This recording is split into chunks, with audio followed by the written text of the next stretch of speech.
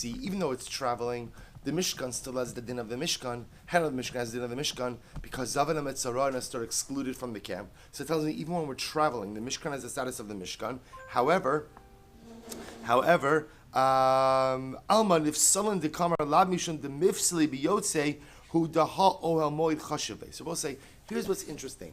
So on one hand, you're telling me that there is a semblance of the Mishkan still intact because Zavan and Metzara have to be Michutz Lamachana. On the other hand, what else did you tell me? That once we go ahead and we travel, which means at least part of the Mishkan is taken down, or the Mishkan is taken down, then what? Then any leftover sacrificial meat is going to be puzzle. Okay, now hold on to that for just a second. Yet, what else do we see? V'tanya idach, another brayso. B'shnei mekomos kodshim ne'echalim. We also have another brayso. What's the other brayso? That kodshim, sacrificial items, can be consumed in two places. What are the two places? So if you look at Rashi, B'shnei mekomos ne'echalim, 5 lines up from the bottom. Chad bimkomon b'machanos ha'amuros kishehein bahen kisha mishkan bimkomo v'chad b'chom makom shehi sham derech halichasa mishenasu v'kashen ha'adati. So we'll say, then the Brisa says what? That sacrificial items can be eaten in two places. What are the two places, Rabbi say? One of them is in the Mishkan, when the Mishkan is established and set up. And the second one is when the Mishkan is traveling. So we'll say, so you see we have a contradiction. Brisa number 1 says that what? That you could eat sacrificial items when the Mishkan is standing, but once the Mishkan is taken down in order for the camp to travel, any kachim that are left over are possible. You can't eat it anymore. Second brisa that says whether the Mishkan is standing or whether the camp is traveling, in both of those circumstances, the halacha is that what? You're permitted to eat kachim. So we'll say, how do you reconcile this contradiction? So the Gemara says, my love, hi bekachim kadoshim, ha bekachim kalim. So we'll say maybe the simple resolution is as follows. The first brisa that says that you could only eat kachim when the Mishkan is standing, but not when the camp is traveling, that's talking about Kodshei Kadoshim, highest sanctity karbanos. The brisa that says that you can go ahead and what? That you can go ahead and eat kachim even when the Mishkan is moving, ultimately that's a reference to kachim kalim, lower sanctity. Now we'll say, now understand something. Look at Rashi for just a moment. My love, kamaisa b'kachim kadoshim v'ha b'kachim kalim. We'll say, now understand the progression over here. So remember, Rabbi Yirmiyah wanted to suggest that Abaye was wrong. Abaye said that halacha l'maisa, if the mizbeach is chipped or the mizbeach is damaged in any way, you can't eat kachim kalim. You can't eat kachim kalim. Rabbi Yirmiyah says, foolish Babylonian, you come from a dark place, your Torah is dark. And what's the contradiction to Abaye? Both say, here you see that apparently you could eat kachim kalim even when what? Even when the Mishkan is taken down and traveling. In other words, which is tantamount to what? To having no mizbeach. So if you could go ahead and eat kachim kalim when the Mishkan is taken down and the Mishkan is traveling and effectively there's no mizbeach, then what? You certainly can eat kachim kalim when the mizbeach itself is damaged. So this is the big kasha that Rabbi Yirmiyah has on Abaye. To which the Gemara says, Amar Ravina, I don't know, I think there's a different way to resolve this stira between the braisos. Amar Ravina, idi kachim kalim. Ravina says not necessarily both braisos could actually be referring to kachim kalim. Both braisos could actually be referring to lesser sanctity sacrifices. But 1 second. Then how do you reconcile the contradiction? I will say, because again, remember, one brisa says that you can't eat kachim when the Mishkan is taken down, and one brisa seems to indicate that you can. So how do you reconcile that contradiction? V'lo kasha, we'll say top of Samech Aleph Amud Aleph. V'lo kasha, har Rabbi Yishmael, har Rabbanan. We'll say two brisos, two opinions. Two brisos, two opinions. Har Rabbi Yishmael, the first brisa that says that what? That you could only eat sacrificial meat when the Mishkan is standing.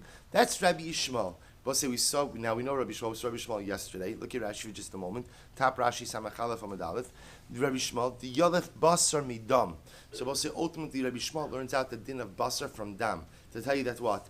Just as Dam requires a Mizbeach, so too Basar requires a Mizbeach. Therefore, the Brisa that says that once they took down the Mishkan, you are not permitted to eat sacrificial meat, so that reflects the view of Rabbi Shmuel. The second Brisa, Rabbi Osai, which holds that you can go ahead and eat sacrificial meat when the Mishkan is standing, the Mishkan is not standing, that reflects the view ultimately of the Rabbanon. Okay. Viba Isema. But also another possible resolution. What's the other possible resolution? This is very interesting. Hava haba kadshe kadashim. So we'll say now second, or really now third type of resolution is that both braisos are referring to kadshe kadashim. Both braisos are referring ultimately to highest sanctity karbanos. Umay b'shnei makomos. I will say, and I remember again. So let's analyze the two braisos we have. Brisa number one is pretty explicit. Brisa number one says, B'shas siluk masos kotshim nifsalim. So we're leaving aside Zavim Mitzrayim. That doesn't matter to us for so much right now. Right? When they would go at siluk masos also means when they would break ranks and travel, even though you remember again, they never really broke ranks. Meaning even when Klal Yisrael traveled in the desert, we still traveled in the same formation. Even though there were stragglers, we know that, but we still traveled in the same formation. So Brisa number one says, B'shas siluk masos kotshim nifsalim. Very explicit and standard statement. At the time when we traveled, siluk masos, the time when we traveled, any sacrificial meat that was not yet consumed becomes pasul. That's Brisa 1. Brisa 2, Bishnei makomos kotshim ne'echolim. Kotshim can be eaten in two places. Now both say, how are we understanding two places? What does two places mean for us right now, we assume? So what are two places? When the Mishkan was standing, and when the Mishkan was taken down in order to travel. So obviously, two contradictory braisos. Now we're up to our third resolution. So now we'll say, according to this approach, both braisos are referring to Kadshe Kadoshim. Umay b'shnei makomos. So we'll say, if they're both referring to Kadshe Kadoshim, what does it mean when the brisa says that Kodshim can be eaten b'shnei makomos? That they can be eaten in two places. We'll say, watch this. Kodem sheya'amidu leviyim es hamishkan. So I'm going to read this and then we're going to go back. Ula'achar sheyiparku leviyim es hamishkan. So we'll say, okay, let's analyze this. So the Gemara says, what does it mean two makomos? Makom number one is kodem sheya'amidu leviyim es hamishkan. And we'll say, so it literally translates as before the Leviyim would set up the Mishkan. But it actually means after the Leviyim set up the Mishkan. Now look at Rashi for just a moment. Rashi says, Ushnei makomos, lav la'achar shenasu, dinistalik hamizbeach ka'amar. The Bryce is not referring to ultimately after the Mishkan was taken down. And after the Mishkan was taken down, Ella, chad minei ki di'isa ba'od ha-Mishkan natui ki mishpato. So we'll say the two Bryces are referring to two cases. Case number one is the Mishkan is standing as normal. Mishkan is standing as normal. When the Mishkan is standing as normal, and the kelim, the utensils are exactly where they need to be. So what's the halacha? You're permitted to go ahead and eat sacrificial items. And I will say now, what's the second case? Now, we're going to turn the page, but then we're going to turn back to look at Rashi. So we'll say, so number one is Ma'im Shemekomos, Kodim Shiamidu Leviyim Es HaMishkan. So we'll say, I know this wording is exceptionally strange, but Rashi says, Kodim Shiamidu Leviyim means after the Leviyim set up the Mishkan. So when the Mishkan is set up, fully functional, you can go ahead and eat sacrificial items. That's makom number one. And what's makom number two? Now, both saying, now by the way, that statement is not a chiddush. That statement is only made for contrast purposes, as you're going to see in just a moment. What's makom number two that the Brisa was referring to? Ula'achar, first line on Samech Aleph Amud Beis, Ula'achar sheyifarku haLeviyim es hamishkan. We'll say, case number two, we'll say, and this is really amazing, is after the Leviyim took down the Mishkan, but what? But the Mizbeach is still in place. See, I will say, remember the way it worked when they would take down the Mishkan is what do you take down first? Apparently, as you will see, this is a little bit of machlokes, they would take down the walls first. So you took down everything, you cover certain things first, you take out the arm first, but they would take down the walls. So the idea is that you would have the Mishkan taken down, but the Mizbeach is still there. So the Bryce is coming to teach me that as long as the Mizbeach is still there, right, it hasn't been lifted up by the poles and taken away, as long as the Mizbeach is still there, even though the rest of the Mishkan is gone, you could still go ahead and eat sacrificial meat.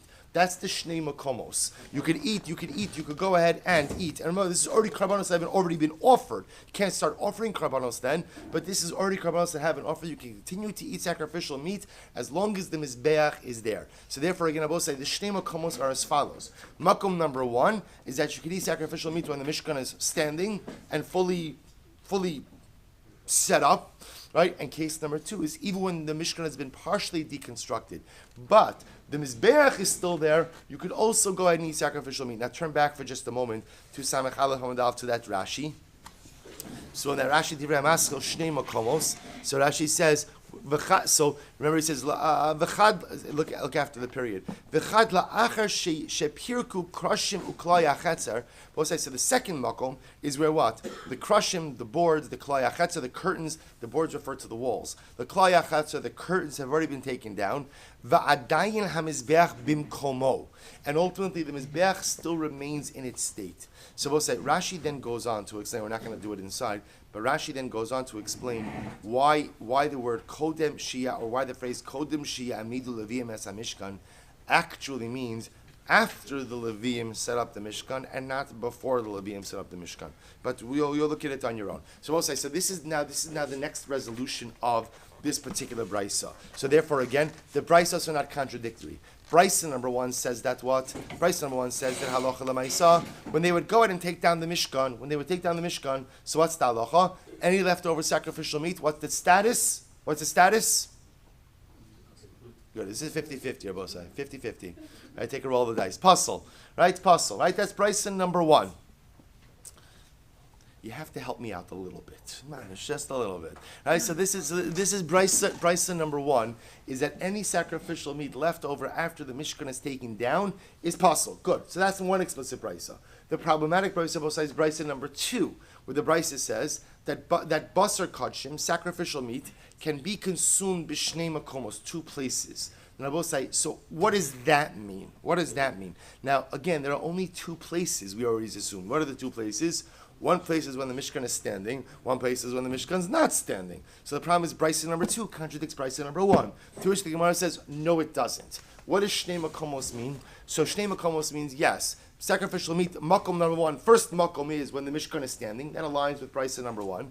And Makom number three is the novelty, which is even when the Mishkan has been taken down, as long as the Mizbeach is still there, you can continue to eat sacrificial meat. And as such, Rabosai, actually, the Brysos do not contradict each other at all. Because Bryso number one is referring to a case of what? Full deconstruction of the Mishkan. So in a case of full deconstruction of the Mishkan, everyone agrees that halacha l'maisa you can no longer eat sacrificial meat.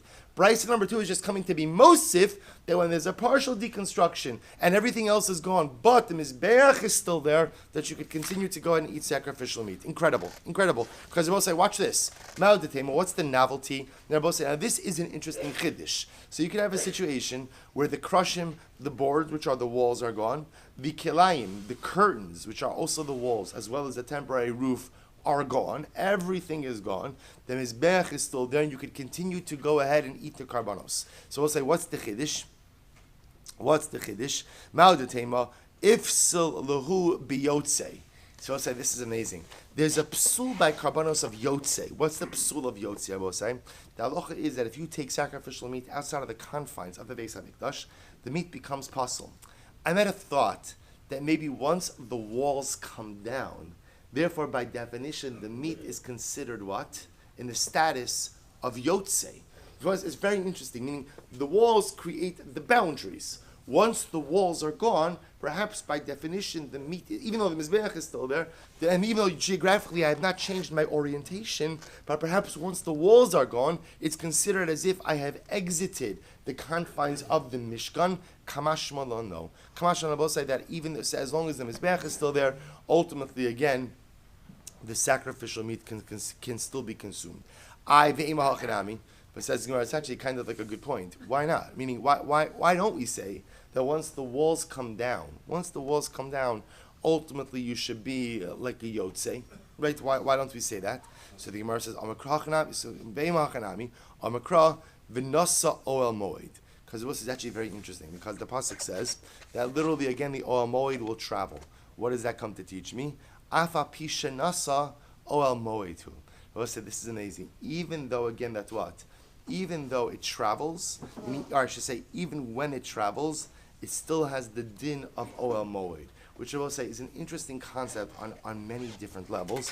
The Gemara is telling me that the Oel Moed, the Mishkan, doesn't only have its status when it's standing and set up, but even when it's traveling, there's still a din of Oel Moed, which the Gemara is understanding to mean that even when the walls are taken down, if the Mizbeach is still there, there is still an identity of Oel Moed. Now again, I want to be clear on something. Can you offer up karbanos in that state? So the Gemara is not suggesting that at all. This is just simply saying, as long as the Mizbeach is there, I could kind of finish out that which has already been performed. I don't have the license to begin anything new. Where does this come from? Even when the Mishkan is already in a state of travel, and especially in this case, where it's in a quasi state of travel. In other words, the Mizbeach is still stationary. Halacha l'maaseh still has the din of Oel Moed, and therefore, again, even though the walls are down, I don't have the status of Yotzei. Incredible. So we'll say, now we're going to get into some really interesting discussions just about the Mizbechos. The Mizbechos of the Mishkan as well as of the Beis HaMikdash. So remember again, we already kind of got into this a little bit with a very in-depth discussion regarding the Mizbeach of Shlomo HaMelech, and ultimately again was what happened, what the size of that was vis-a-vis the Mizbeach of Moshe Rabbeinu was used. So we're going to jump back into that a little bit. This is really a very, very beautiful Gemara. Amar Rav Huna Rav. Mizbeach shel Shiloh shel Avanim haya. So we'll say, so Rav Huna said the name of Rav, that the Mizbeach of Shiloh, let's remember again, Shiloh was the home of the Mishkan for 369 years. So quite a long time. So that's where and again, the amazing part is, you go to Shiloh today, you can still see the remains of the Mishkan, the Makom HaMishkan, the place where Chana davened. It's really quite amazing. So the Gemara says as follows. So the Mizbeach of Shiloh, the altar of Shiloh, Shalavanim Haya, it was a stone altar. Now also, to understand, what we're going to be contrasting over here is as follows. The Mizbeach of Moshe Rabbeinu, at least the way the Torah describes it, was what? Was Mizbeach HaNechoshes. It was copper. It was a wood base. Remember, we saw this already before. It was wood, ultimately covered in copper. So what the Gemara is pointing out is that seemingly was the only copper Mizbeach. So the Mizbeach of Shiloh already was a stone altar. It was a stone altar. This Sanya, listen to this. So we'll say, this Sanya, Rabbi Elazar and Yaakov Omer, Mal Talmud Lomer, Avanim, Shalosh Pamim. We'll say, why does the Torah make reference to Avanim 3 times by the Mizbeach? We'll say it's V'im Mizbach Avanim Ta'aseli, Ubanisa Sham Mizbeach L'Hashem Elokecha Mizbach Avanim Shlemos. So the Torah mentions stone by Mizbechos 3 times. Why is that? So the Gemara says to make reference to the 3 altars which were each made of stones. So the Gemara says, Echad Shel Shiloh, Ve'echad Shel Nov V'Givon, Ubeis Olamim. We'll say one ultimately to teach you about the Mizbeach of Shiloh, which was made from stone. One to teach you about the Mizbechos of Nov and Givon. I will say, Nov and Givon, interestingly enough, are grouped together. Presumably because the Mishkan was there for a relatively short amount of time. Remember again, Nov is where the Mishkan was in that incredible massacre where Shaul HaMelech wiped out Nov Ir HaKohanim, or Doeg Adom wiped out Nov Ir HaKohanim. So we'll say, so listen to this. So these altars in Shiloh, Nov and Givon, they're reckoning them as one, and Beis Olamim. We'll say Beis Olamim refers to the Beis HaMikdash. All of those altars were made of stone. Okay, so Masiv Rav Acha Bar Ami. So we'll say, listen to this. Rav Acha Bar Ami, Rashi says over here, Nov v'Givon. Now Rashi actually points out that Chad Choshev Lehu, it's the first of the short lines in Rashi, they're reckoned together as one. Why? Dishnehem Bama ve'enon Kidoshim. So say Rashi understands they're reckoned together. Why? Because they had lower sanctity. Now what's the right they had lower sanctity? Bamos were permitted. So we'll say, let's spend 20 seconds on this. A Bama is a private altar. The halacha is generally a private altar is only permitted when there is not a centralized place of worship. Whenever there's a centralized place of worship, ultimately bamos, individual altars, become prohibited. So when there's Shiloh, there's no bamos. When there's a Beis HaMikdash, there are no bamos. When there was a Mishkan, there was no, in the desert, there are no bamos. Nov and Givon, Rashi points out, there were bamos. There was heter bamos. People are permitted to go ahead and create their own altars, which shows us that they had a lesser sanctity. That's why the Gemara is grouping, as according to Rashi, why the Gemara is grouping them together. Fine. So we have over here as follows. The Mizbeach of Shiloh, the Mizbeach of Nov and Givon, and the Mizbeach of the Beis HaMikdash are all made of stone. Massive Rav Acha bar Rami. Listen to this beautiful Gemara. So Rav Acha Rami raises the kasha. Eish sheyarda min hashamayim b'mei Moshe. So we'll say the fire that descended from the heavens in the days of Moshe Rabbeinu, that descended ultimately onto the Mizbeach from the days of Moshe Rabbeinu. Lo nistalka me'al Mizbeach ha'nechoshas, ela b'mei Shlomo. So let's listen to this. So the fire that came down onto the Mizbeach of Moshe Rabbeinu never left the Mizbeach of Moshe, the Mizbeach ha'nechoshas, except when Shlomo HaMelech built the Beis HaMikdash. Now both saying, now what does that mean? Look at Rashi for just a moment. Lo nistalka, second wide line, lo nistalka, shebe'es hamasos, kolfin alav pasachtar, umanichin osa b'mkoma. They're both saying, remember again, we've seen this concept before, that we often think that the fire that descended upon the Mizbeach that Moshe Rabbeinu made, the Mizbeach HaNechoshas, just descended when there was a sacrifice, a carbon there. So Gemara says, it's not true. There was always an Ish Tamid, right? There was always a fire. There was always a fire that was burning on the Mizbeach. So on the Mizbeach of Moshe Rabbeinu, that was a divine fire. And in fact, when they went ahead and they traveled, they never extinguished that fire, or the Ish Tamid. Instead, what did they do? They took a metal utensil and they put it on top of the fire. They covered the fire.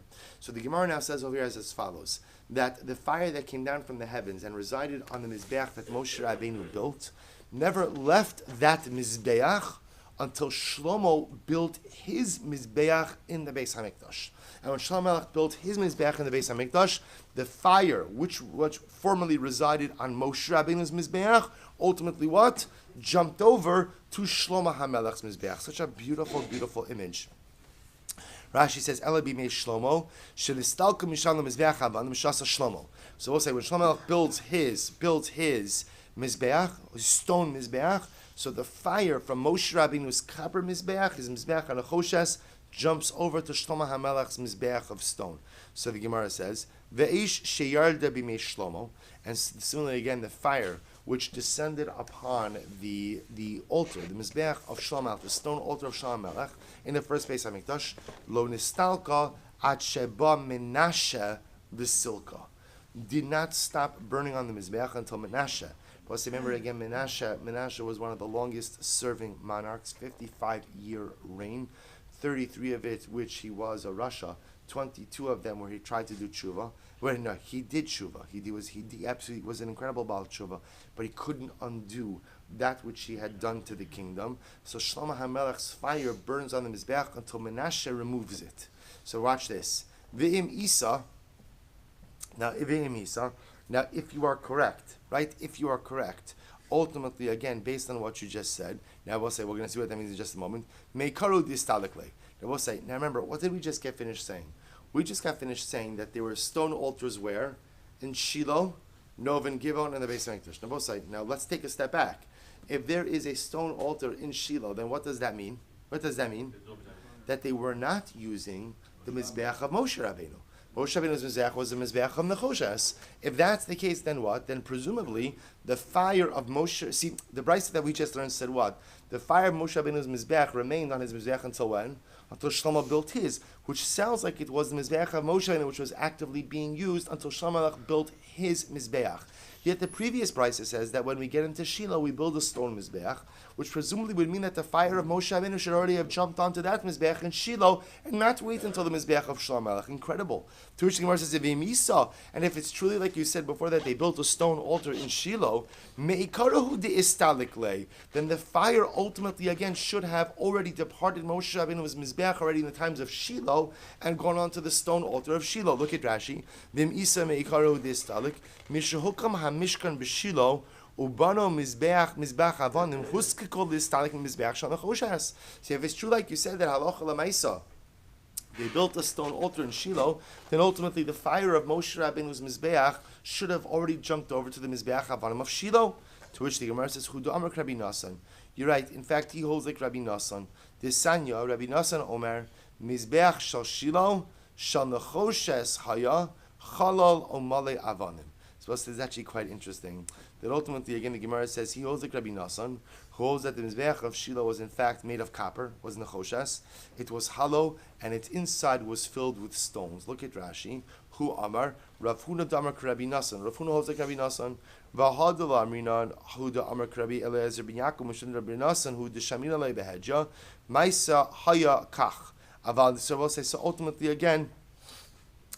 ultimately again. He holds of this particular opinion. So it sounds like he's saying that halacha lemaisa they ended up using the same mizbeach on the choshes. So we'll say either it means that halacha lemaisa they use the same mizbeach on the choshes of Moshe Rabbeinu, in which case the fire remained on it, or the second possibility is in Shiloh they made a new mizbeach, and ultimately again it might have been a new mizbeach on the choshes as well. And obviously, if you go with the idea that Shiloh has its own new mizbeach, then what? Then the fire of Moshe Rabbeinu's mizbeach must have jumped onto that mizbeach as well. So we'll say so again. Essentially, we have differing historical accounts, but one thing is clear, which is what? Whenever you have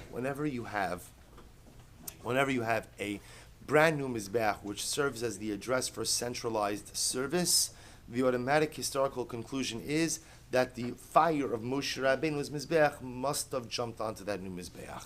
Rav Nachman bar Yitzchak Amar, listen to this. Rav Nachman Yitzchak advances another dramatic idea.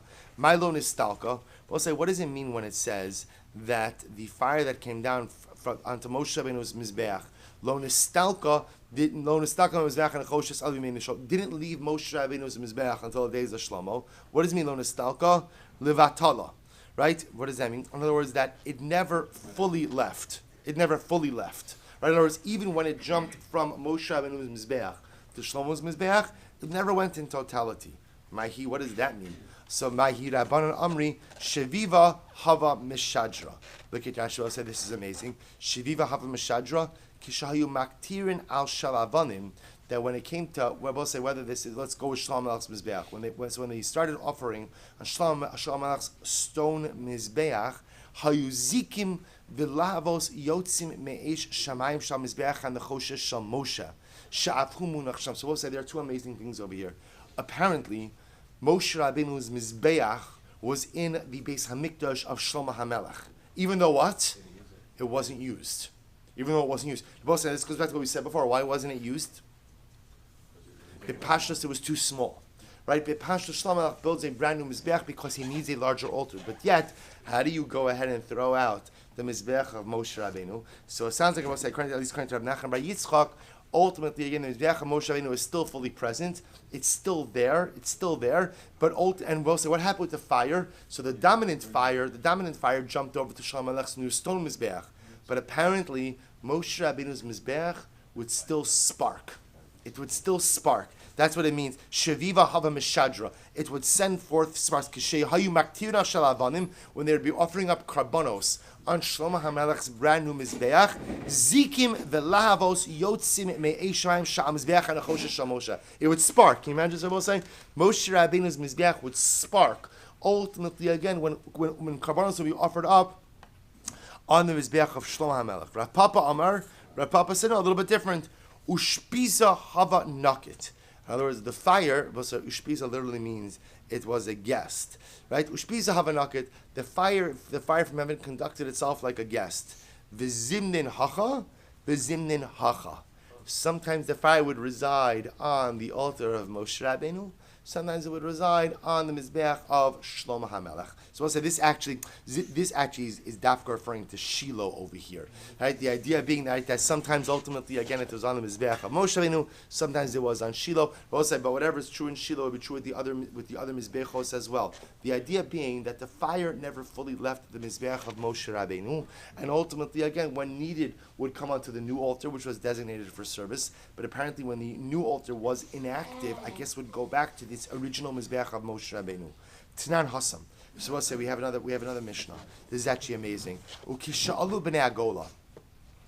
We'll say when they came back with Ezra. This is referring to the Jews that came back with Ezra. Hosifu alav dalet amos min hadarom, v'dalet amos min hamarav. They added on, or we'll say they did a mizbeach expansion. Right? When they came back with Ezra, they did a mizbeach expansion. 4 amos in the south and 4 amos in the west. Kimin gamma. Right? Like the Greek letter gamma. Like Rashi says, like a gimel. Right? Like a gimel. So they went ahead and they added on 4 amos in the west, 4 amos in the south. My timer. Now, what's the reason they went ahead and they added on to the mizbeach? Rav Yosef Mishum de lo sipek. Very simple. They needed more room. Right? They needed a Mizbeach edition. Baruch Hashem. Right? They needed a Mizbeach edition. So what happens? They would cloud Yisrael, too many people there. So Baruch Hashem, there wasn't enough room for everyone. The Gemara says, what? I'm going to buy. What are you talking about? Hashta mikdash rishon dichsiv beYehuda beYisrael rabim kichol hashas asayam sipek. So we'll say, for the first Beis HaMikdash, where the Navi describes Klal Yisrael as great as the sand of the sea, you have a lot of people, a lot of Jews, Baruch Hashem, and yet the Mizbeach of Shlomo Melech was just fine. Mikdash Sheni, the Chsiv. We'll say when it comes to the second Beis HaMikdash, meaning when Ezra's coming back, and it says that what? Kalakal ke'echad arba ribo apayim shlosh me'os v'shishim. We'll say, how many Jews come back with Ezra? We know exactly. 42,360 Jews come back.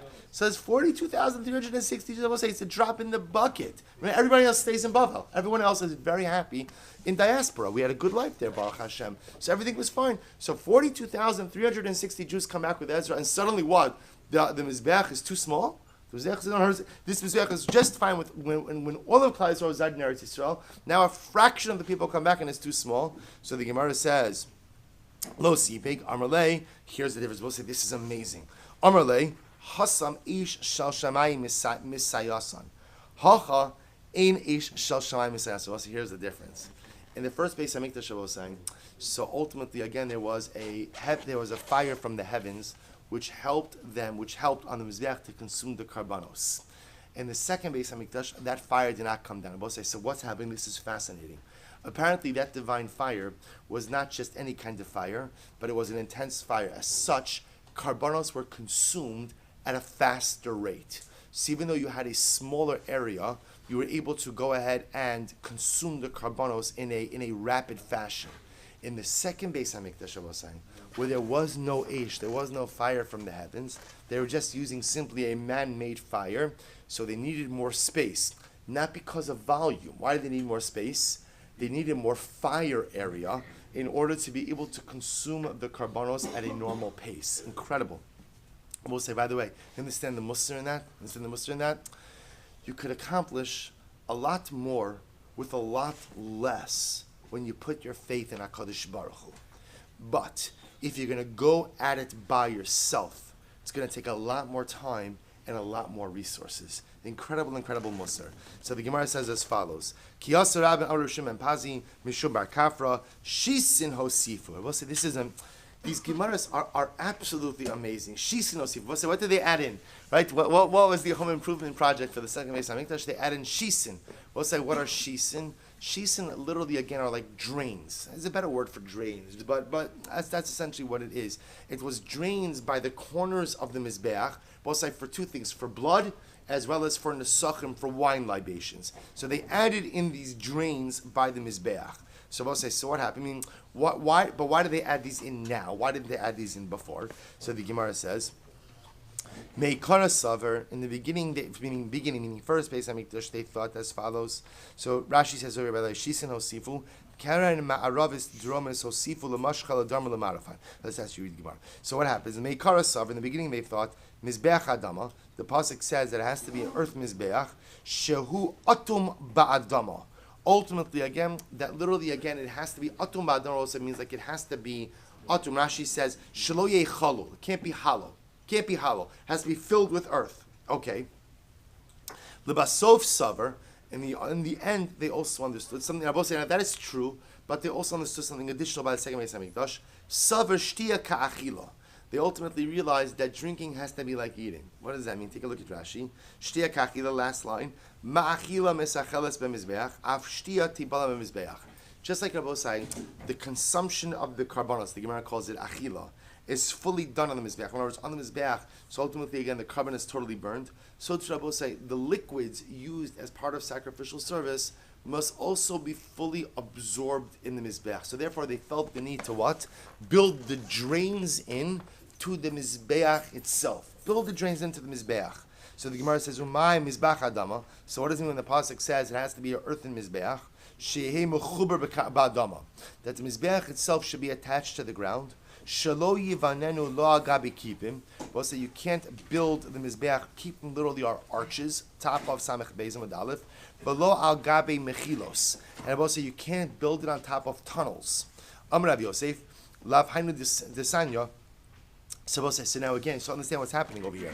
So the Gemara is suggesting as follows, that halacha l'maisa, they added in, so what's happening over here is the Gemara is telling me what's been added ultimately by the second Beis Hamikdash. So now we've established is they added dalid by dalid, they added 4 by 4 amos onto the Mizbeach, again, not because of carbonic volume, but because of the need to have more surface area for burning fires for carbonic consumption. They added on shisin, which are the drains, and ultimately, again, they're dashing other ideas. I'm Rabbi Yosef, Lav Hainu Desanya. We'll say, we'll actually just begin this. You know what? We'll say, actually, we're going to stop over here. We'll stop with Rabbi Yosef, and we'll pick up at the top of this daf tomorrow, speaking a little bit more about the different additions in the second Beis Hamikdash by the Mizbeach.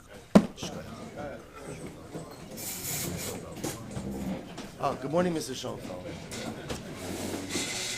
Hi. Not in my game. You know, it's how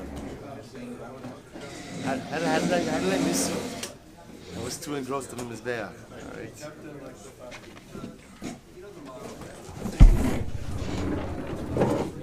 You know, it's a simple question. They don't overlap. Say it again. They don't overlap. In other words, Shlomo